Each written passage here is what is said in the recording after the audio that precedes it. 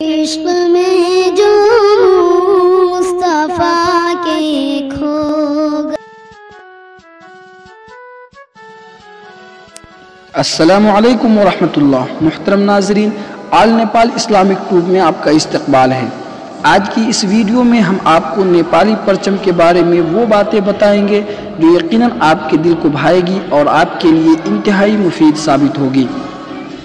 Video شروع کرنے سے پہلے آپ حضرات سے درخواست ہے کہ اگر آپ نے میرے چینل کو ابھی تک سبسکرائب نہیں کیا ہے تو ضرور سبسکرائب کر لیں اور بغل کے گھنٹی والی بٹن کو بھی دبا لیں تاکہ میری آنے والی ہر نئی ویڈیو سب سے پہلے آپ تک پہنچ سکے، اور ویڈیو کو لائک شیئر کرنا نہ بھولیں۔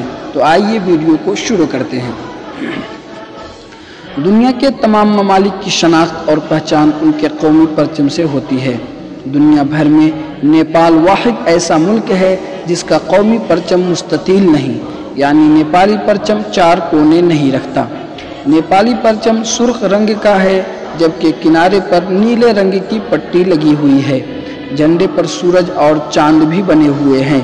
سرخ رنگ نیپال کے قومی پھول سے لیے گئے ہیں۔ یہ رنگ نیپالی قوم کی جانبازی، بہادری و شجاعت کو ظاہر کرتا ہے، جبکہ نیلے رنگ کا کنارہ امن و شانتی اور اخوت و محبت کا مظہر ہے۔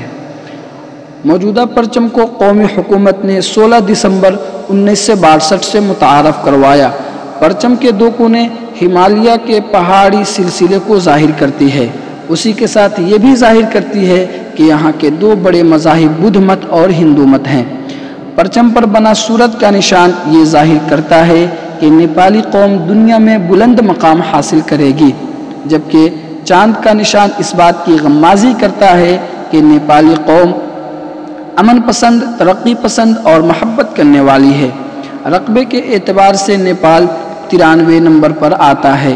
یہ پہاڑوں کی سرزمین ہے۔ دنیا کی 10 بلند ترین چوٹیوں میں 8 نیپال میں ہے۔ تو آج کی ویڈیو تمام ہوئی۔ نیپال کے جغرافیہ و تاریخ سے متعلق جانکاری و معلومات حاصل کرنے کے لیے میرے چینل سے جڑے رہیں۔ فقط والسلام۔ السلام علیکم ورحمۃ اللہ وبرکاتہ۔